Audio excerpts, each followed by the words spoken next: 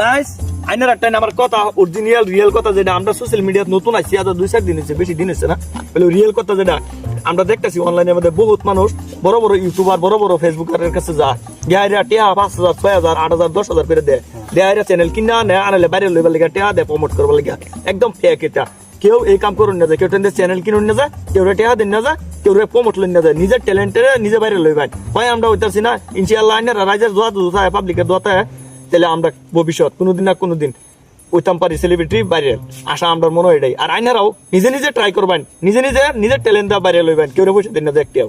সবারই নয় আমরা সবে দোয়া করবাই, আমরা ছোট ভাই হিসাবে সাপোর্ট করে দেবেন আমরা।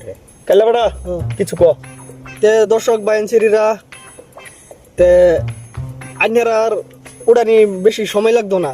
আইনারা যদি চক্ক পরে আর যদি অন্তর মায়াও ধরে তে আমরা আইনারা ছোট বাইনসিরি ভাববে আইনারা আমরা বড় করে দিবার আশা করে দিবা করি, যেতে আশা আছে আইনারা যেতে আচ্ছা বড় হইবার লাগে। আমরা কাল্লা বেটা যেটাই কইছে ভালাই কইছে, খারাপ কইছে না। আমার আর সাফা করলে যুজো ফাইন তে ভালো হইরে আমরা একটু মদত করে কাল্লা বেটা যুজো ফাইন তে বুড়াটা সেট কে দিবেন, এরা ফাটাগিরি ক্লিয়ার করে দেখে দিবেন।